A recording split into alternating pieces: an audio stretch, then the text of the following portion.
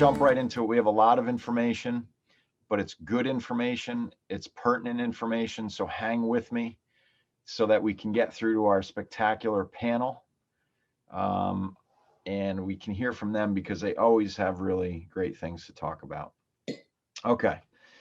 So this slide could, in theory, sum up the whole thing, and I could stop talking. We could go to the panel, but I don't think that that would be the best update for you. So Lawrence Yun, the chief economist at NAR, he really did put it best. Home sales could possibly reach 8 million if we had more inventory. There's that much demand. And to put it into perspective, I don't know that we've reached 7 million in sales yet historically in the United States of America. It's, I think 6 point something has been the highest.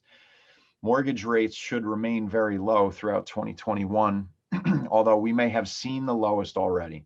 Those 3 points are really, it brings together everything that we're going to talk about in this presentation here.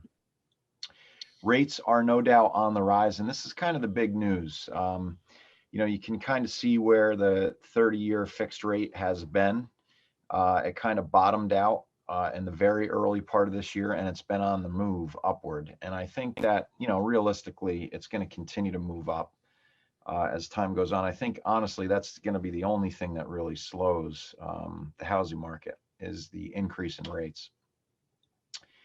Foreclosure activity is minimal, which is a good thing. You know, you start to think about, you know, you almost, it's kind of counterintuitive, right? We're in the middle of a pandemic, maybe not in the middle, hopefully towards the tail end of the pandemic. We went through what we went through economically, and we're coming out of this thing, and you're saying to yourself, how could there not be more foreclosures with all the people that lost jobs, this, that, the other thing? Well, there just aren't. It's not a big story. When you take a look at all the different forbearance action that was happening and where people have come since they've been in forbearance, 50.1% are paid in full. Refinance, people sold their homes, moved on. It's just no longer an issue. 33% are working out a repayment plan, and 15.6% are still in trouble. So to me, that's a very inconsequential number for the amount of absorption that's happening in the marketplace. As you can see, the number of forbearances has come down since May of last year, but it's kind of lingered at this 5% mark. So that's interesting. This is a figure that's now being talked about 325,000 people will exit the forbearance program over the next 6 to 9 months without a plan in place. So, you know, some of these, a lot of these may end up in default, but when you take a look, I really like this slide. When you take a look at the inventory level that was in January of 2021, which was only 325,000 compared to previous Januaries, look at how tight the inventory is, right? 325 versus 722 this time last year, in January of last year, excuse me. So if you were just to add in, let's say all of those 325,000 went into default and became foreclosures, you still wouldn't have enough homes on the market to match the demand. So that the foreclosure discussion at this point in time is irrelevant. That's the point.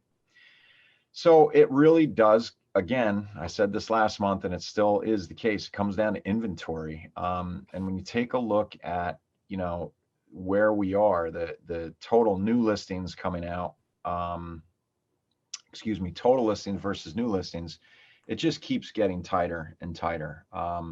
Year over year change just is moving more in the direction of a seller's market. Now, this is so true.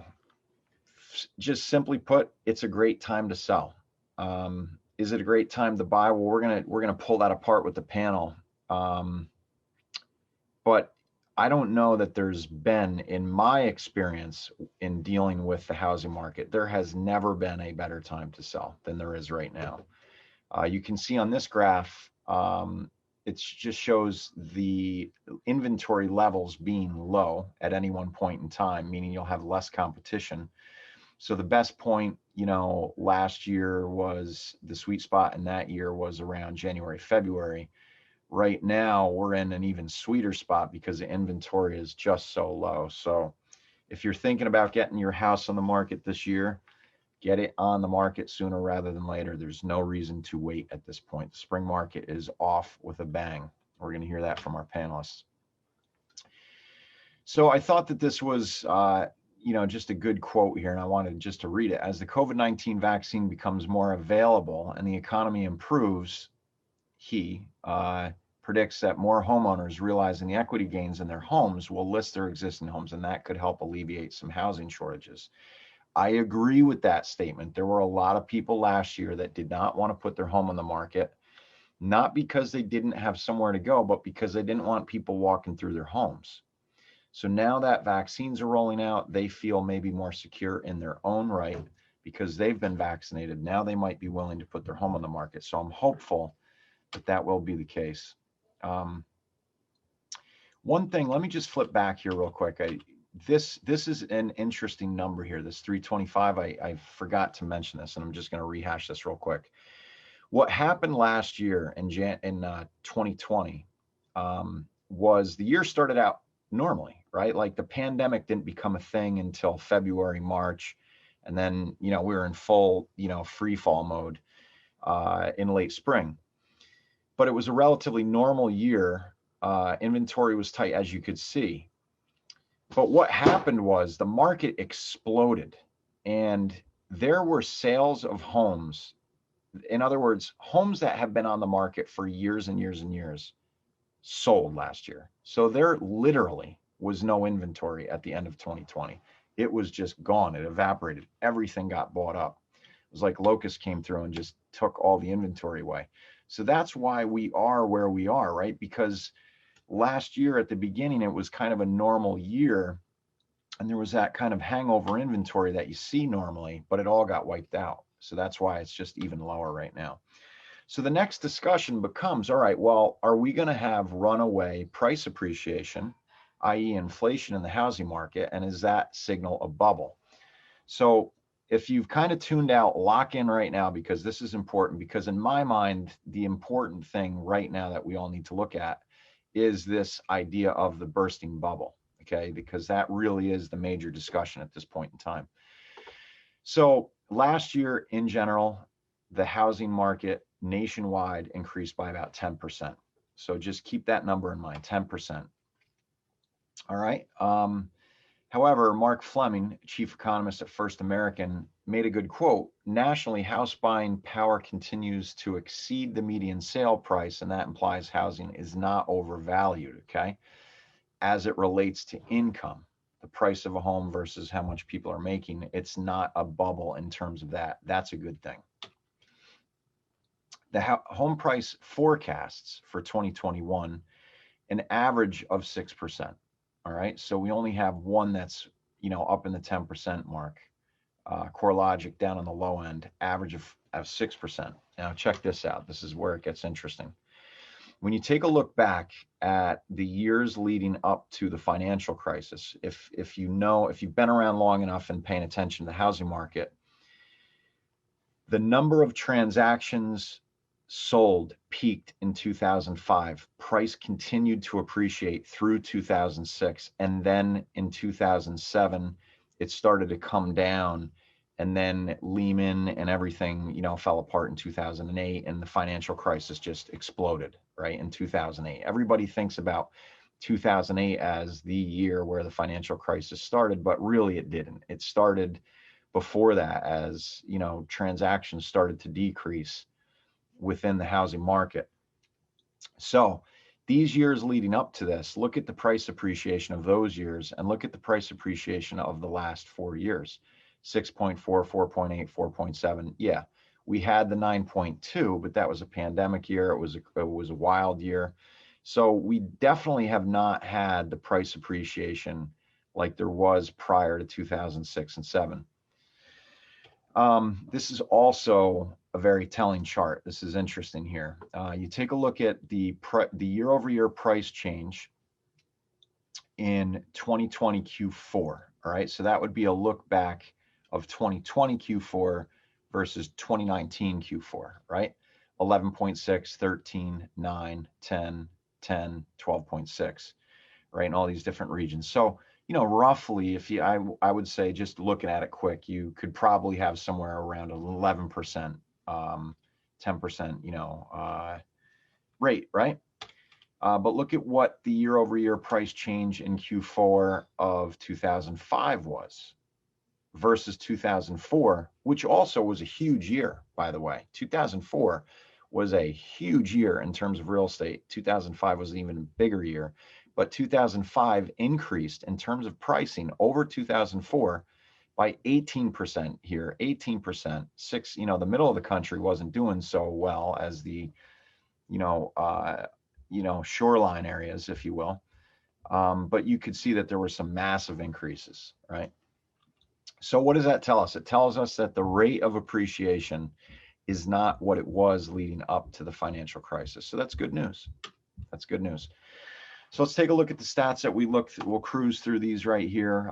The January numbers are out for the nation as a whole, and you can see this little pink dot right here that signifies January of 21. It's up in terms of the number of sales already from last year. Again, we start January of 2020 was a relatively normal time, right? Because that was before the pandemic set in. So we have a good bump over last January already. And then average sale price, you could assume, you could expect that with the way that the market behaved last year, that we would still be in a, greatly increasing price environment. And then months of supply, you can see it's way down. I mean, that's a big variance there between all these different charts. All right. A little more local look here in Orange County, you can see that the chart is continuing to have, last month we looked, there was that variance in January, but it still continues in February. That's units sold. Average price, again, still up significantly over the previous years. Sussex County, a little bit of a surprise here, actually, that the number of units sold in February dipped down below that of 2018, actually. But I'm sure as the year goes on, we'll see that chart above the rest of the numbers. And then average price way up in Sussex County. All right. So before we get to our panel, just some housekeeping items. The next housing market update is April 20th at noon. All right. You can always stay informed by checking us out at that link. And a special thanks to our sponsor, the Business Opportunity Exchange, which is now available on the Play Store. Happy to announce that. All right. So let's welcome our panel. Keren, Gonen, welcome. Carol Buchanan, welcome. Ken Olasino, welcome. You guys can all unmute your mics. So I just spurted out about 13 minutes of data and charts and analytics and stuff, and I know that that's a lot for most people, but not for you two who just chomp data and spit it out, no problem. You guys are machines. So Keren, I'm going to start with you. There's a lot to talk about in terms of rates, and we're going to get to Ken in just a minute. But I asked you the question while we were in practice mode for this webinar. Have you seen any lenders walk away from the buyers saying, you know what, we're not going to do this loan? I have. So what's really important to remember is that whomever you're working with as far as an agent, they need to have several different lenders for you. And of course, buyers always choose, but the strength of a lender is not for being able to do all those easy loans where your credit score is super high, you practically have no debt. Those are easy. Strength of a lender is measured when there are issues. So you want to make sure that your realtor is recommending someone that is able to solve problems, because I have had cases where a lender said, you know what, you just got furloughed or you don't have enough money in the bank, I'm just walking away. And I've had to go and flip them to someone else that could solve the problem. So when we get buyers, they do have lenders that they come with, and I always work with whomever they come with. However, I have other options, and that's important to have. Plenty of lenders are just spitting out machines of mortgages, and all they want to do is just those regular loans. They don't want to work hard. They don't want to look outside. They don't want to think outside the box. So you want to make sure you're working with someone that can solve your problems, not just give you a mortgage when it's nice and easy. Okay. Somebody like the people we always bring on the housing market update. Every month we have a lender here, and we don't just take any schlep. These people are good. They know what they're doing. You're going to hear from Ken Olasino in a bit. He's definitely one of the good ones. Yeah, I mean, the reason why I asked that question before and we're discussing it now is because to me, I just remember the big crash last time, right? When, like 2007, 2008, I very much remember that. It's very raw in my memory. And one of the things I remember about that market was lenders walking away from buyers because they got the sense that, you know what, this market is overheated. It's getting a little too wonky for us. There's a little bit too much risk associated. We're just walking, you know? So that's one of the things I'm always looking for is to see if lenders are just starting to walk away. Because to me, it's an indication that maybe the bubble is going to burst, you know? All right. So you're seeing it, but not on a wide scale. It's here and Correct. there, maybe. Absolutely, Yeah. because most realtors, when they work with buyers, will tell the buyers, don't buy anything, not Right. tickets to Missouri, not a new set of living room for your new house. Wait until we close. It's ramen noodles for you for the rest of the transactions, and then you can Yeah. go back out and eat your out food or whatever it is that you like to do for your leisure. Mm. Don't do it now. Wait until we close. What made you say tickets to Missouri? What's going on in Missouri? I mean, Patrick Mahomes is not playing right now in St. Louis. No disrespect to whoever might be watching from Missouri, but I don't know what's really going on out there. So I actually had someone that could not obtain a mortgage because she bought 4 tickets to Missouri, and that brought her debt to income ratio way too high, and she couldn't buy. Another chapter for your future book, Keren. You got to jot these things down. Who's going to Missouri? I don't know, but someone blew their mortgage because they bought 4 tickets to go to Missouri. Exactly. Yeah, no, that is a thing. Definitely don't buy things if you're trying to get a mortgage. You gotta keep it cool. All right, so Carol, let's talk about appraisals. That's it. To me, that's another. It's the reason why I'm always asking about appraisals, right? Is because to me, it's an indication of what the banks think, right? And the banks matter very much to the housing market because they feed the whole thing with their money, right? So Right. you told me while we were in our green room, if you will, everything seems to still be coming in. You're nervous still, right? That they might not come in, but what's been your experience? Yeah, always worry about that. Always worry about that because the market is so hot right now. But uh, I have not had problems. Every one of the appraisals on my properties have come in. Mm, And for my buyers, no problem. They've all come in. But I do worry about that all the time. But these appraisers are keeping up with the price of these homes going up so quickly. And does that also, and Keren, you could chime in here too if you wanted, does that translate to new construction as well? I mean, there's not a massive amount of new construction going on in our particular area. But if you have had a newly built home, has the appraisal been fine in that sense as well? Yeah, yeah. The Yeah. appraisals have been coming in really well. So we're fortunate in that way. Okay. All right. I definitely agree, Geoff. Even with new construction, we're just fine so far because everyone has been selling so much higher. So Mm, essentially, the appraisers don't have to work too hard to get the comps to that get they the need comps. because everything is selling high. Right. Right. Okay.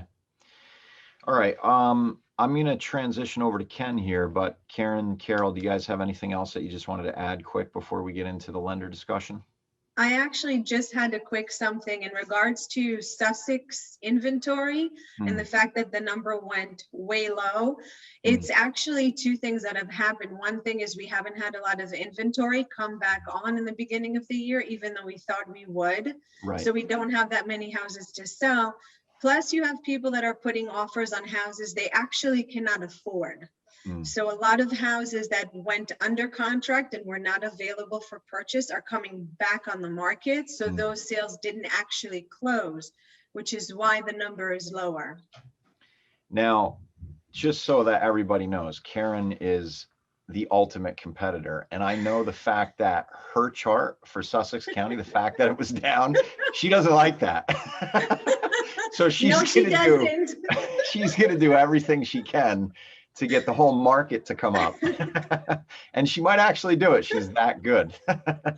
And she's that productive. So I know that chart bothered you, Keren. I know it did. It did. Oh, that's good. All right, so Ken, let's move over to you. What's going on with mortgages, man? The rates are coming up, right? Are the best rates behind us? Ken, you're muted. I can't hear you, buddy. You got to unmute.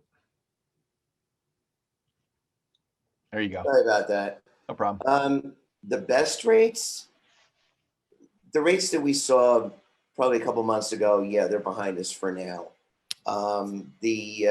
The change in administration, and moreover, what's going on now is the Federal Reserve is now actually buying. There's actually more sales going on in mortgage-backed securities and 10-year bonds, and theoretically, that's supposed to help drive or keep the interest rates lower. But realistically, right now, your best rates are in the low threes. I'd say anywhere from 3 to 3.25 for a conventional mortgage. And historically, these are actually still exceptionally good rates. Back in 2008, when I was a mortgage loan originator back then, they said that the average mortgage rate was or should be around 6%. So when we're in the threes, we're still half of what should be. Oh yeah. Right? No doubt. Yeah, rates are still historically very, very low. No doubt. I still have a lot of business for refis. And these are people that were in the 5 to 5.25% range. And 3.25 is still 2 points lower than what they're paying. That's substantial. Even a point lower is substantial. Now, I mean, to address the comments that was made about lenders walking away from borrowers, one of the things that we're trained to do at Family First, and I'm sure a lot of the other companies as well, is to have your clients pre-approved as thoroughly as you possibly can, and vetting them as much as possible. Most of the time when I get referrals from your realtors especially, they're going to be fully approved before they go out and show them houses, because they don't want to waste their time any more than I want to waste their time. So we're going to make sure that they're fully vetted. Okay. And we have a couple questions coming in, but let's stick with Ken here and then we'll come back to those. So you had mentioned that the new administration and the Federal Reserve is buying more mortgage-backed securities. To me, that's a little bit of an alarm bell going off, right? Because that's it's part of what happened with the problem with the financial crisis. But at the end of the day, it's about what's going into these securities, right? Is the vetting that's happening in the front end and what people are allowed to get mortgages, so that those high-risk loans are not packaged with more secure loans and the whole financial system doesn't melt down again. So are the lending standards still at a good level? In other words, people still have to have skin in the game, so to speak? Yeah, they do. Back in the early 2000s, I mean, we had the no ratio, the no asset, no documentation type loans. We still don't have those. Good. Good. That's good to hear. The conventional mortgages, your Fannie and Freddie, still have the Home Ready and the Home Possible, which allows someone with a reasonably decent credit score to come in with a 3% down payment. And of course, you still have FHA, which is good at 3.5%. Right. We do a lot of those. I do a lot of those. Sussex County is a big USDA loan area. USDA's got their guidelines where the debt to income ratio is much lower than, let's say, an FHA, but yet you can get into a home with no money down. Right. But they still have some decent requirements. I mean, when we walk it back historically, right? I remember we came out of the financial crisis and everyone was looking for those lower end loans to get people who were kind of on the edge, but still wanted to buy and had the ability to maintain a house and the whole thing. And it was the USDA loans that came through, and that's still kind of, the entry level point for a lot of people, right? Yeah. There's actually a program in New Jersey, and New York has one as well, where they help with down payment and/or closing cost assistance. And New Jersey is the NJHMFA, and New York is SONYMA. I think, Sonia. But what they do is the states will grant $10,000 to the home buyer if they meet the qualifications, Right. To help with down payment or closing. Yeah. Yeah. And that's a very positive thing. I mean, you know, at the end of the day, we want more people to own homes, if at all possible, because it helps them build wealth. It stabilizes the local communities, the whole thing. It's a good thing. And, you know, another big difference that I didn't mention, but I'll do now is, you know, back before the financial crisis, a lot of transactions were happening by investors who were buying second, third, fourth, fifth homes, trying to basically cash in on the marketplace because they could get the loans, right? All they had to do was state their income. And a lot of times it was fictitious income. Whereas now the large majority of these transactions that are taking place are people who are actually living in the homes, which is a vastly different scenario. The one thing that I will say, Ken, and I don't know if you have any comment on this, and I'm not even sure really where it goes, but the one thing that I will say is that, you know, there's a lot of talk in the realm of economists about runaway inflation, right? Like at some point it's got to set in with all this quantitative easing that's been happening, and the debt that, you know, the US has and all the countries around the world have. At some point inflation is going to set in. And I just take a step back and I take a look at, you know, I'm involved in the stock market. I'm very involved in the real estate market, and I'm becoming more and more in tune with cryptocurrencies as well. And I take a look at all the charts for all three of those asset classes, if you will, and they're all at historical highs, every one of them, all three. So to me, I'm sitting here saying inflation has already set in.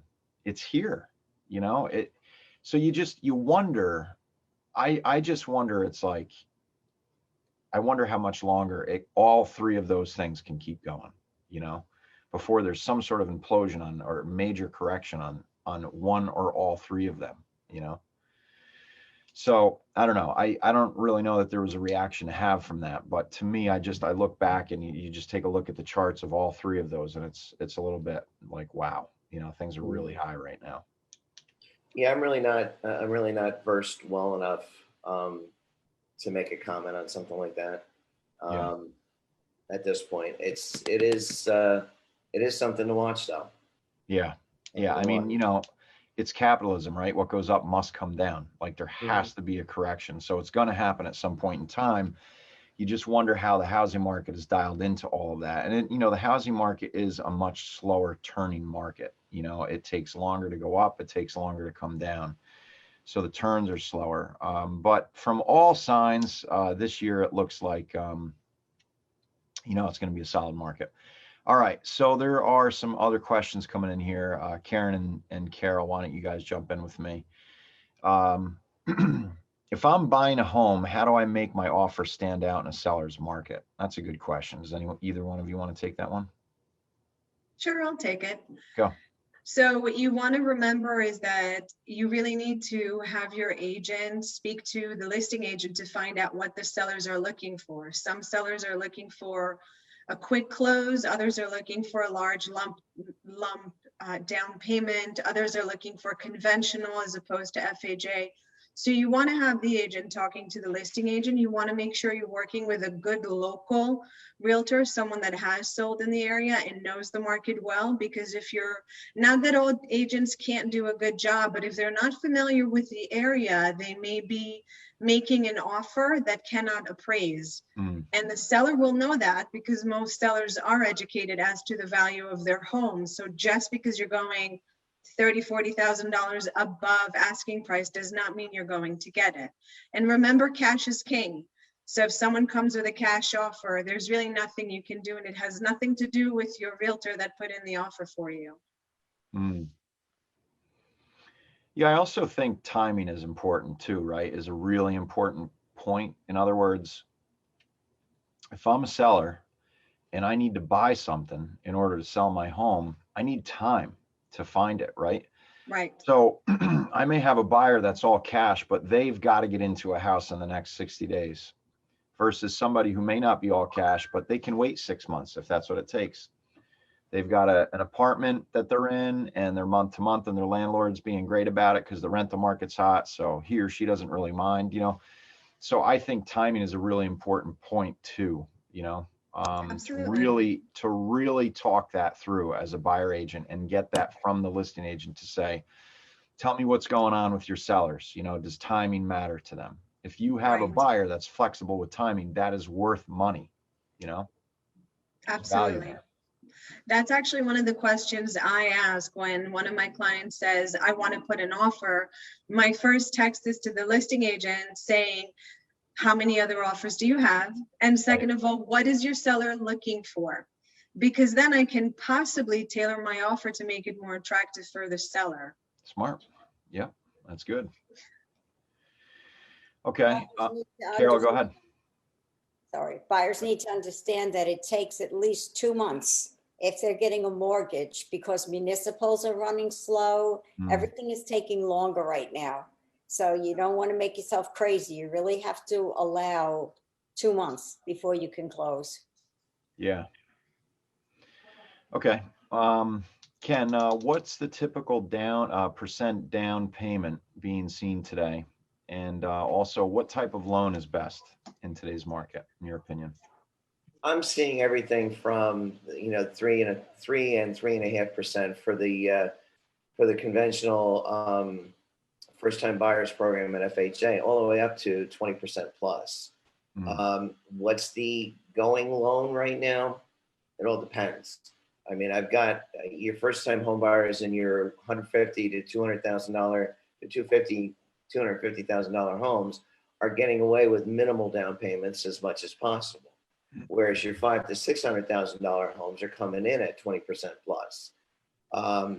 Most of the clientele I have are good for conventional loans.